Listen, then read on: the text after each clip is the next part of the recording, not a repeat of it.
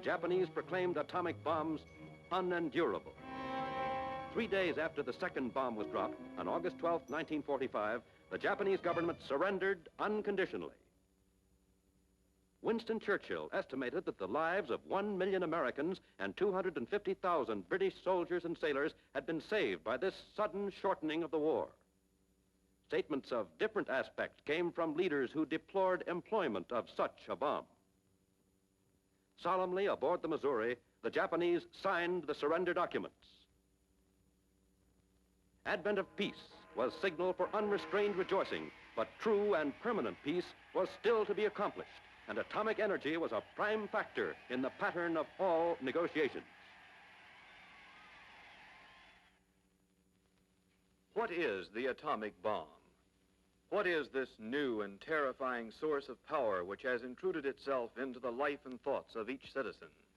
To the average individual, concept of nuclear fission was a remote component outside the orbit of his routine life. He regarded it as beyond the layman's comprehension. The bombing of the Japanese cities thrust it suddenly into his consciousness, made it real, made it a thing that would affect him and you and me and everyone, even in this generation. He did not quite understand it immediately. In the clutter of technical dissertations on the subject, in the press and from lecture platforms, he encountered conflicts and contradictions which confused him. Dire predictions by apparently reputable experts of such things as chain reactions which would disintegrate the earth in one huge explosion left him with an uneasy feeling that man was tampering with the supernatural, that science had overplayed its hand. Gradually, with a sounder educational program and with time acting as an information filter, the basic elements of scientific progress in atomic research became more clear. With knowledge, panic began to disappear. It was replaced by certainty that man does now have access to new annihilative or beneficent forces, forces summoning the wisdom and judgment of the ages in forging methods of control and in thwarting any application to evil ends. As a matter of fact, atomic science is not a new science, although the atomic age was thrust quite suddenly upon us, smashing the web of history, violently separating past from present. Yet in the explosion at Alamogordo, no great new principle of nature was either discovered or revealed. Although the atomic bomb was developed in the United States by an international group of allied scientists, impelled by the dread that Germany would develop such a weapon first, and although only one nation at present possesses an atomic bomb, no single nation can claim monopoly of atomic knowledge. Like most major technical developments, atomic science is the product of centuries of provisional conjecture and of experimental probing into the nature and structure of matter. All this started with the ancient philosophers and alchemists. Science began emerging into the light of historic days with Thales, the Ionian Greek, who described the power of attraction in electricity long before electricity as such was known. So-called father of the atom was Democritus, the Greek natural philosopher. Although he had no experimental evidence to support him, Democritus argued that all matter must consist of a number of fundamental pieces. He called these pieces atoms, thus bequeathing the word atom as a misnomer, for atomon, the Greek word, meant indivisible. 79 years before Christ, Lucretius, the Roman poet-philosopher, expounded atomic theory. After the downfall of Rome and throughout the Middle Ages, the atomic view of matter was nearly lost. Aristotelian philosophy, which implied a conflicting view, the continuity of matter, held sway during the long centuries. Then the 17th century brought the age of Galileo, regarded as the father of modern physics. The 18th century produced Isaac Newton with his physical laws. Man's conception of his universe was changing. There followed a procession of scrupulous observers of nature, endlessly asking of themselves and of others, why and wherefore. Among them were John Dalton, the English chemist, with his atomic theory. Avogadro, the Italian chemist, who distinguished between the molecule and the atom. Berzelius, the Swedish analytical genius who undertook measurement of atomic weights.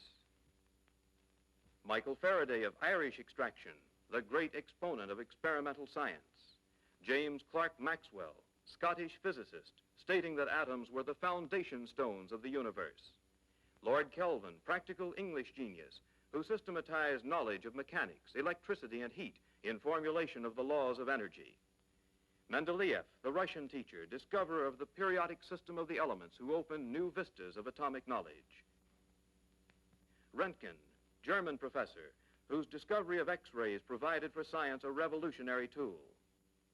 Becquerel, the French experimentalist, who discovered the phenomenon of radioactivity. Max Planck of Germany, who established the law of radiation, which led to the theory of quanta and modern understanding of the electronic structure of matter. Truly the parents of the future science of nuclear physics were the French team of Pierre and Marie Curie. From them came realization that the atom has a core or nucleus, quite different from the shell of the atom. It became apparent that the nucleus is governed by different laws of physics. Concentrating in the atomic field were great laboratories like the Cavendish Laboratory of Experimental Physics at Cambridge, England, fount of so much advanced knowledge in atomic science.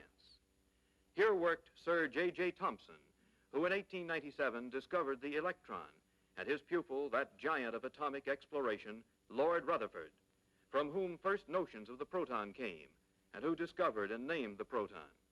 He was the first to disintegrate the nucleus. He established the character of radium emissions and suggested what the true nature of the atom might be. Max von Laue of Germany interpreted the crystalline structure of matter, clue to the secrets of atomic structure. In 1905, Albert Einstein wrote the mass energy conversion equation. This was a great milestone, a great victory of man's genius. Einstein unlocked a treasure trove for experimenters. He provisioned them for vast new marches into the unknown. A student and co-worker of Lord Rutherford, Sir James Chadwick, in 1932, discovered the third fundamental particle of the atom, the neutron, an ideal projectile for splitting the nucleus. Final clue to the discovery of the neutron was supplied to Chadwick by Frederick Joliot and his wife, Irene Curie-Joliot, who had observed a peculiar property of the radiation emitted when beryllium is bombarded with alpha particles. Millikan measured the charge of the electron, and Anderson discovered the positive electron and the mesotron. Enrico Fermi, outstanding Italian physicist, in 1934 bombarded uranium with slow neutrons and created new elements. One of the best devices for producing new isotopes and new elements is the cyclotron, developed by Lawrence of the University of California. Niels Bohr, Danish physicist, is chiefly responsible for the planetary conception of the atom. First to probe the atom with X-rays was the young British physicist Moseley, who established atomic numbers of the elements through studies of their X-ray spectra. Deuterium, or heavy hydrogen, was discovered by Harold C. Urey and a group of associates. Rutherford called it one of the most important discoveries of the century. Heisenberg, collaborating with others in Germany and Denmark, elucidated the structure of complex atoms and announced the principle of indeterminacy of physical measurements. 1938 brought the startling discovery of fission of the uranium nucleus by neutron bombardment. Leading names in this research, carried on in Germany, were Dr. Otto Hahn and Dr. Fritz Strassmann. Lisa Meitner, working at Copenhagen, soon demonstrated that fission of the nucleus was accompanied by release of enormous amounts of energy. Allied scientists recognized that uranium fission was of far-reaching and practical importance, not only because of the tremendous release of energy with a single nuclear fission, but because of the possibility of self-sustaining chain reactions. Swiftly, scientists in the United States confirmed the German discovery. This was accomplished in January 1939. At this juncture, Allied interest in the military possibilities of atomic weapons began. Quietly, a military race was started. Free interchange of scientific information came abruptly to a halt. In the fall of 1939, Dr. Einstein wrote his now famous letter to President Roosevelt explaining the urgency of work on uranium fission. Roosevelt, a man of action, moved swiftly. An advisory committee on uranium was appointed. At the Bureau of Standards, the committee first met on October 21st, 1939. 8 recommendations were made to the President. Mentioned as possibilities were atomic power and an atomic bomb.